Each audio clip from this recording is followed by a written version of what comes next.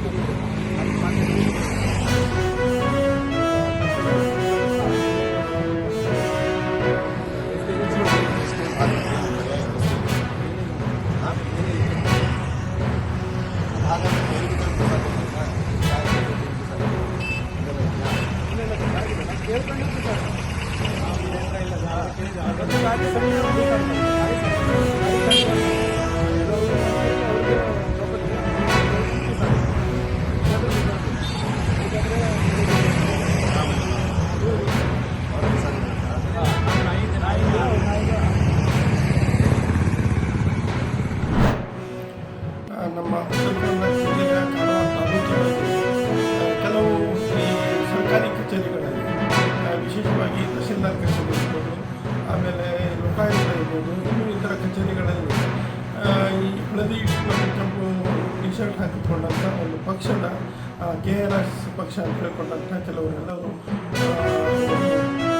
ಆಫೀಸಿಗೆ ಅಲ್ಲಿ ಇದ್ದಂಥ ಅಧಿಕಾರಿಗಳಿಗೆ ಅವರು ಗೌರವದಿಂದ ಸ್ವಾಗತ ಮಾಡಿದ್ದಾರೆ. ಅಧಿಕಾರಿಗಳಿಗೆ ಭೇದ ವಾತಾವರಣ ರೂಪಿಸುವಂಥ ಕೆಲಸ ಇವತ್ತು ಇಲ್ಲಿ ನಮ್ಮ ಜಿಲ್ಲೆಯ ಕೆಲವು ಭಾಗಗಳಲ್ಲಿ ನಡೀತಾ ಇದೆ.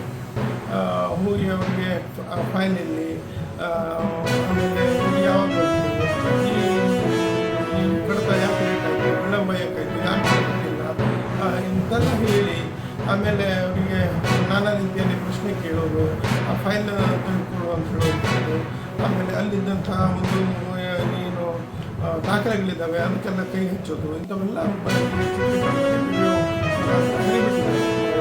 ವಿಡಿಯೋ ಅದು ಸರಿಯಾದ ಇದು ಈ ಅವರ ಗೌರವಕ್ಕೂ ಸಹಿತ ಧಕ್ಕೆ ತರುವಂಥ ವಿಷಯ. ಆಮೇಲೆ ಇದು ಪಕ್ಷಕ್ಕೂ ಶೋಭೆ ತರುವಂಥ ವಿಷಯವನ್ನೇ ಅಲ್ಲ. ಇದು ಒಂದು ಹೋಗಿ ಏಕಾಏಕಿ ಹೋಗೋದು, ಸುಮಾರು ಜನ ಹೋಗಿ ಒಂದೇ ಸಲ ನಗರ ವಾತಾವರಣ ನಿರ್ಮಾಣ ಮಾಡಿ ಅದನ್ನೇ ಚಿತ್ರೀಕರಣ ಮಾಡಿ ಅದನ್ನು ಸಾಮಾಜಿಕ ಜಾಲತಾಣದಲ್ಲಿ ಹರಿಬಿಡೋದ್ರಿಂದ ಸರಿಯಾದ ಈ ಒಂದು ವ್ಯವಸ್ಥೆಯಲ್ಲಿ ನಮಗೆ ಎಲ್ಲರಿಗೂ ಹಕ್ಕಿದೆ, ಪ್ರಶ್ನೆ ಮಾಡೋ ಹಕ್ಕಿದೆ. ಸಂವಿಧಾನ ನಮಗೆಲ್ಲ ಹಕ್ಕನ್ನು ಕೊಟ್ಟಿದೆ. ಆ ಹಕ್ಕಿನ ಮುಖಾಂತರ ನಾವು ಅಧಿಕಾರಿಗಳಿಗೆ ಫೈಲ್ ಕೇಳಬೇಕಂತ ಒಂದು ನಿಯಮ ಇದೆ. ಮಾಹಿತಿ ಹಕ್ಕು ನಿಯಮದ ಅಡಿಯಲ್ಲಿ ನಾವು ಆ ಫೈಲನ್ನು ಕೇಳಬಹುದು. ಯಾಕೆ ವಿಳಂಬ ಆಗಿದೆ ಅಂತ ಮೇಲಾಧಿಕಾರಿಗಳಿಗೆ ನಾವು ವಿಚಾರಿಸಬಹುದು. ಅವೆಲ್ಲವನ್ನು ಮಾಡಿ ನಾವು ಒಂದು ಕಾನೂನು ಚೌಕಟ್ಟಿನ ಅಡಿಯಲ್ಲಿ ಮಾಹಿತಿಯನ್ನು ಕೊಡುವಂಥ ಎಲ್ಲರಿಗೂ ಅಧಿಕಾರ, ಎಲ್ಲರೂ ಪ್ರಶ್ನೆ ಮಾಡಬೇಕು. ಭ್ರಷ್ಟಾಚಾರದ ಪರವಾಗಿ ಭ್ರಷ್ಟಾಚಾರದ ವಿರೋಧಿನೇ ನಾನು ವಿರೋಧ ಮಾಡಿದಷ್ಟು ಬಹುಶಃ ಯಾರೂ ವಿರೋಧ ಮಾಡಿಲ್ಲ ಅಂತ ಹೇಳಿ ನಾನು ಹೇಳಿ ಬಯಸ್ತೇನೆ. ಯಾಕಂತಂದರೆ ಭಾಳಷ್ಟು ಜನರಿಗೆ ನಾನು ಸಹಿತ ಮಾಡಿದ್ದೇನೆ, ಭಾಳಷ್ಟು ಜನರಿಗೆ ನ್ಯಾಯಾಲಯದಲ್ಲಿ ತೀರ್ಪು ಸಹಿತ ಆಗಿ ಶಿಕ್ಷೆ ಸಹಿತ ಆಗಿದೆ. ಹಾಗಿರಬೇಕಾದ್ರೆ ಕಾನೂನು ವ್ಯವಸ್ಥೆ ಹೋಗಿ ಈ ಲೋಕಾಯುಕ್ತರ ಆಫೀಸಿಗೆ ಹೋಗಿ ಅವರ ಮುಖಚರ್ಯವನ್ನು ಸಾಮಾಜಿಕ ಜಾಲತಾಣದಲ್ಲಿ ಬಿಚ್ಚಿದ್ರೆ ಲೋಕಾಯುಕ್ತರು ಯಾರು ಅಂತ ಹೇಳುವಂಥದ್ದು ಮಾಹಿತಿ ಸಾರ್ವಜನಿಕರಿಗೆ ಗೊತ್ತಾಗ್ತದೆ. ಇದೆಲ್ಲ ಆಗಬಾರ್ದು. ನಮ್ಮ ಇನ್ನು ಮುಂದೆ ಇದು ಆಗದೇ ಇರೋ ರೀತಿಯಲ್ಲಿ ನೋಡಿಕೊಳ್ಳಿ ಅಂತ ಹೇಳುವಂಥದ್ದು ನನ್ನ ಒಂದು ಅಭಿಪ್ರಾಯ. ಮತ್ತು ಇಡೀ ಸರ್ಕಾರಿ ಕಚೇರಿಯಲ್ಲಿ ಏನು ಇದ್ದ ಜನನೇ ಕಡಿಮೆ ಇದ್ದಾರೆ, ಹೊರಗೆ ಅದರ ಮೇಲೆ ಕೆಲಸ ಮಾಡ್ತಾ ಇದ್ದಾರೆ. ಅವರಿಗೂ ಸಹಿತ ನಾನು ಹೇಳೋದೇನೆಂದರೆ, ನೀವು ಯಾರೂ ಭಯ ಪಡಬೇಕಾದ ಅವಶ್ಯಕತೆ ಇಲ್ಲ. ನಿಮ್ಮ ಕೆಲಸವನ್ನು ಏನು ಕಾಲಮಿತಿಯಲ್ಲಿ ನೀವು ಕೆಲಸ ಮಾಡುವಂಥದ್ದು ಇನ್ನು ಮುಂದೆ ಸಾರ್ವಜನಿಕರಿಗೆ ಅನಾನುಕೂಲ ಆಗದೇ ಇರುವ ರೀತಿಯಲ್ಲಿ ನೋಡ್ಕೊಂಡು ಇರ್ತಕ್ಕಂಥದ್ದು ನಾನು ತಿಳಿಯ ಮಾಡ್ತೀನಿ.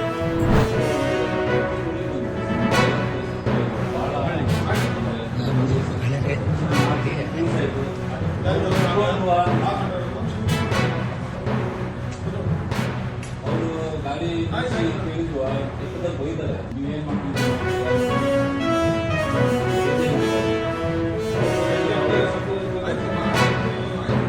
ಶಾಲೆ ಮಕ್ಕಳಿಗೆಲ್ಲ ಕೆಲಸ ಮಾಡಿಸ್ಕೊಂಡು ಬಾಡಿಗೆ ಮೊನ್ನೆ ಹಾಗೆ ಮಾಡಿದ್ದಾರೆ ಟೀಚರ್ಸ್ ಬೆಳೆದು ಹೋಗಬೇಕು ಅಂತ ಟೀಚರ್ಸ್ ಹಿಂದೆ ಅಡ್ಡ ಆಗಿದ್ದಾರೆ ಅವರು ಗಾಡಿ ಟೀಚರ್ ಅಂತ ಹೇಳಿ ಹಿಂದೆ ಸ್ಟಾಪ್ ಮಾಡಿ ಹೋಗ್ಬೇಕು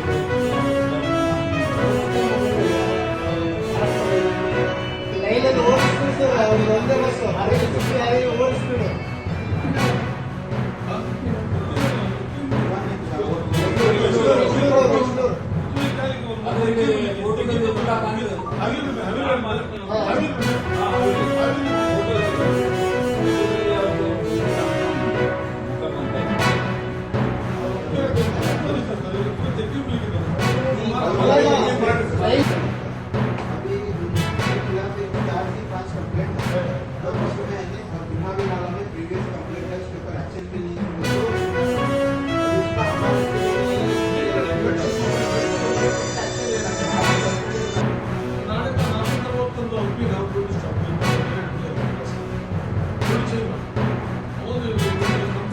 ಸಾಕಾಯ್ತು ಅವ್ರು ಹೇಳಿದ್ರು ಆಗಲ್ಲ ಅಲ್ವಾ ಇಲ್ಲೊಂದು 56 ಜನ ಬಂದಿದ್ದಾರೆ ಈಗ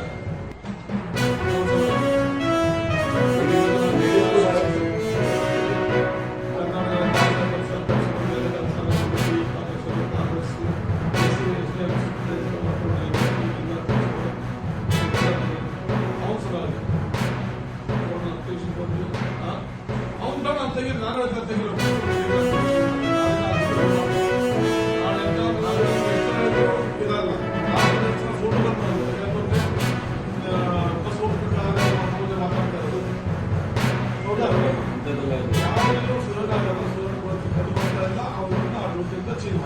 ನಾಳೆಯಿಂದ ಬಿಟ್ಟು ಹೋಗುವ